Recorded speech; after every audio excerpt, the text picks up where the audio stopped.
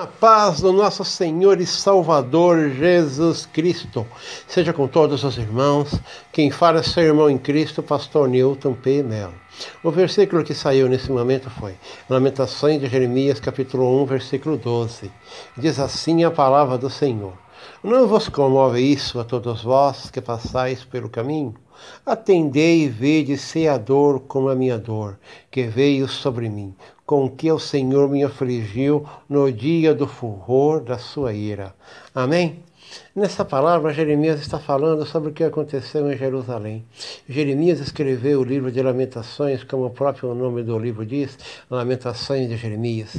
Este livro retrata as lamentações de Jeremias ao ver todo o sofrimento que o povo de Jerusalém estava passando após ter sido julgado por Deus. Deus havia castigado aquele povo duramente, sim, mas não era um castigo não merecido. Aquele povo havia pecado muito contra Deus. Aquele povo havia feito muitas coisas erradas, mas Deus não tinha prazer em castigar aquele povo. Deus deu muito tempo para que aquele povo viesse a se arrepender das coisas más que estavam praticando. Jeremias ficou muito tempo pregando a palavra de Deus, sim. No 13º ano de Josias, no ano 626 a.C., Jeremias foi chamado por Deus. Isso está em Jeremias capítulo 1, versículo 6. É dito que ele foi chamado por Deus quando era jovem ainda. Então disse eu: Senhor Deus, eis que não sei falar, porque ainda sou um menino. Por volta do ano 587 a.C., Nabucodonosor destrói Jerusalém. Tanto as muralhas da cidade como o templo de Jerusalém são destruídos. Jeremias, portanto, pregou por volta de 39 anos, mas aquele povo não se arrependia. Então, infelizmente, chegou o dia do castigo. O castigo veio sobre aquele povo. E o que aconteceu? A cidade de Jerusalém, os muros foram derrubados, a cidade foi queimada, o templo foi destruído, muitas pessoas morreram, as que ficaram vivas foram levadas como escravos para a Babilônia, e só ficaram do povo naquela cidade os pobres, os doentes, os idosos. Somente essas pessoas ficaram em Jerusalém. Quando Jeremias viu o que estava acontecendo, eles já estavam vindo de uma escassez muito grande, porque a cidade havia sido cercada por muito tempo. Não tinha alimento na cidade, e agora que o povo havia sido levado embora para a Babilônia, só estavam na cidade as pessoas mais idosas, as pessoas mais pobres, as pessoas com menos condições de se sustentar. Jeremias viu que aquele povo estava num sofrimento terrível. Jeremias escreveu então este versículo: Não vos comoveis isto a todos vós que passais pelo caminho? Atendei e vede se a dor como a minha dor, que veio sobre mim, com que o Senhor me afligiu no dia do furor da sua ira. Então Jeremias perguntava para as pessoas: Não te incomoda quando você passa lá por Jerusalém e vê o estado que a cidade está, o estado em que estão as pessoas doentes, com fome? Não te incomoda isso? Essa é a pergunta que Jeremias está fazendo para as pessoas, porque parece que desde aquela época lá, as pessoas não se importavam muito com o sofrimento das outras, não. O povo judeu também tinha muitos inimigos. As pessoas por lá iam e viam o castigo que Deus tinha feito contra o povo de Israel, e alguns até batiam palmas felizes com aquilo. Só que Jeremias faz essa pergunta para aquelas pessoas que estavam ficando contentes com o sofrimento do povo de Deus: Não vos comove isso a todos vós que passais pelo caminho? Ninguém fica comovido com o sofrimento que o povo está passando? Aí é que está a questão. Não estavam muito comovidos, não. Não estavam se importando com o sofrimento do povo de Deus. Só que Jeremias faz essa pergunta: Atendei e vede se a dor como a minha dor. Então, Que dor é essa que Jeremias estava sentindo? Era dor de fome, de doença? Não, não. A dor que Jeremias estava sentindo era a dor de tristeza, porque ele via o quanto o povo dele estava sofrendo e aquilo doeu no coração de Jeremias. Não que Jeremias soubesse que aquele povo era inocente, não. Aquele povo era culpado e aquele castigo havia sido determinado pelo próprio Deus, então era um castigo justo. Mas mesmo Jeremias vendo aquele castigo todo, Jeremias ficou comovido com o que o povo estava sofrendo. E estava triste porque aquilo que Deus havia feito com o povo, não triste com Deus, não. Isso ele só estava triste porque o povo teve que passar por um sofrimento tão amargo quanto aquele para que viesse a aprender. Nos dias de hoje, como é que anda o sentimento dos pregadores? Porque hoje em dia você não vê tanto pregador pregando o amor. A pessoa prega assim, se alguém falar mal dele, se alguém perseguir ele já vai dizendo assim, ó Senhor, vai pesar a mão, o Senhor vai descer à sepultura. As pessoas não estão tendo muito amor, não. Será que as pessoas não se esquecem do que disse Jesus? Jesus disse, Lucas capítulo 9, versículo 52. E mandou mensageiros adiante de si, e indo eles entraram numa aldeia de samaritanos para lá prepararem pousada. Mas não os receberam, porque o seu aspecto era como de quem ia a Jerusalém. E os seus discípulos Tiago e João, vendo isto, disseram, Senhor, quer que digamos que desça fogo do céu e os consuma, como Elias também fez? E voltando-se, porém, repreendeu-os e disse, vós não sabeis de que espírito sois? Porque o Filho do Homem não veio para destruir as almas dos homens, mas para salvá-las, e foram para outra aldeia. Os discípulos de Jesus não haviam sido aceitos numa cidade, haviam sido expulsos daquela cidade. E aí o apóstolo, que é considerado logo o apóstolo do amor, chegou para Jesus, falou assim, só que ele estava no comecinho da caminhada dele. E ele chegou para Jesus e disse, o Senhor quer que façamos como Elias fez? Elias fez descer fogo do céu e destruiu aqueles homens.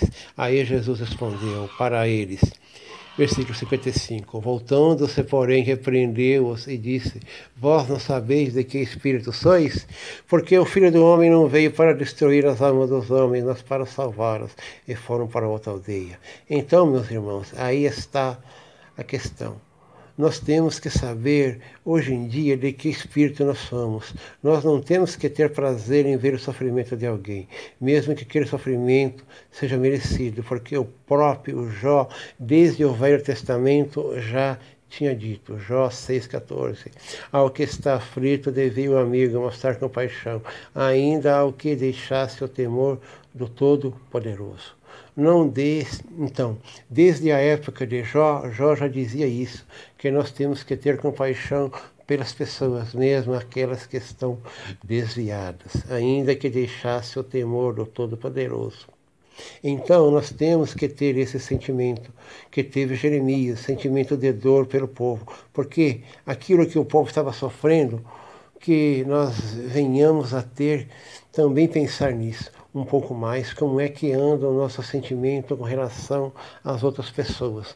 Nós estamos felizes com o sofrimento das outras pessoas ou nós estamos tristes, como Jeremias?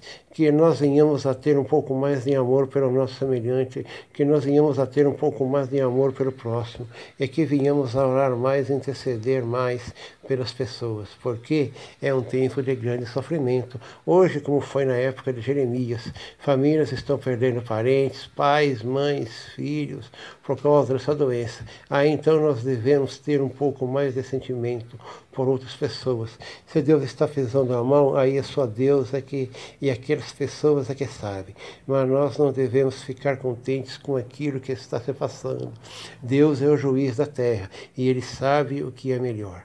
Mas nós também não temos que ficar nos alegrando com a desgraça das pessoas. Nós temos que ter um pouco mais de amor e sentir um pouco mais de dor das pessoas, como o Senhor Jesus fazia. Ele sentia íntima compaixão.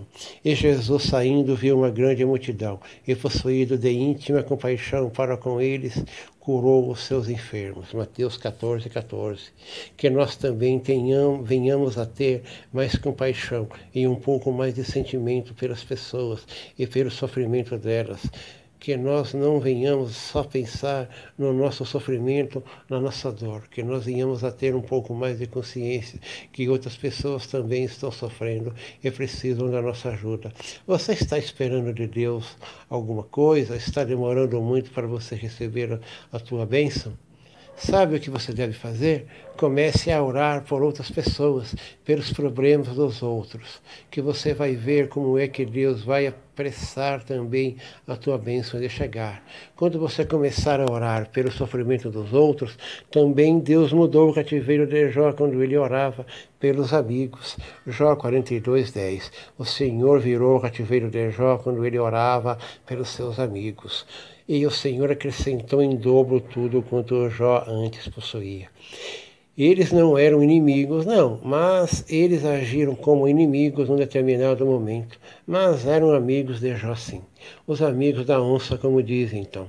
Deus mudou o cativeiro de Jó quando ele orava pelos seus amigos. Então você que quer que Deus mude o seu cativeiro, então comece a orar pelos seus amigos e mesmo pelos seus inimigos. Porque o próprio Senhor Jesus disse, Mateus 5,43, ouviste o que foi dito, amarás ao teu próximo e odiarás o teu inimigo. Eu, porém, vos digo, amai os vossos inimigos, bendizei os que vos maldizem, fazei bem os que vos odeiam, e orai pelos vossos que vos maltratam e vos perseguem, para que sejais filhos do vosso Pai que está nos céus, porque faz com que seu sol se levante sobre os maus e bons, e que sua chuva desça sobre justos e injustos. Pois se amardes aos que vos amam, que galardão tendes? Não fazem os publicanos também o mesmo? E se saudai unicamente os vossos irmãos, que fazeis? Demais, não fazem os publicanos também assim? Sede vós perfeitos, como é perfeito o vosso Pai que está nos céus. Que todos nós sejamos perfeitos em amor, como ensinou o nosso Senhor Jesus Cristo. Nós venhamos a meditar nessa palavra e venhamos a ter um pouco mais de amor no nosso coração. Amém? Que a graça do nosso Senhor Jesus Cristo, o amor de Deus e a comunhão do Espírito Santo seja com todos os amados de Cristo, hoje, amanhã e para todos sempre. Amém. Lembre-se, fique vigiando, pois o Rei está voltando. Comunicai com os santos nas suas necessidades. Romanos capítulo 12, versículo 13. Se essa palavra tem sido uma bênção para você, ajude nosso ministério a continuar. Faça uma oferta de amor. Caixa Econômica Federal, Pix 0098 44 89 78 9. Bradesco, agência 1742, conta 10 10 35 1-7. Mateus 10,42. E qualquer que tiver dado, só que seja um copo de água fria, a um destes pequeninos, em nome de discípulo, em verdade vos digo que de modo algum perderá o seu galardão.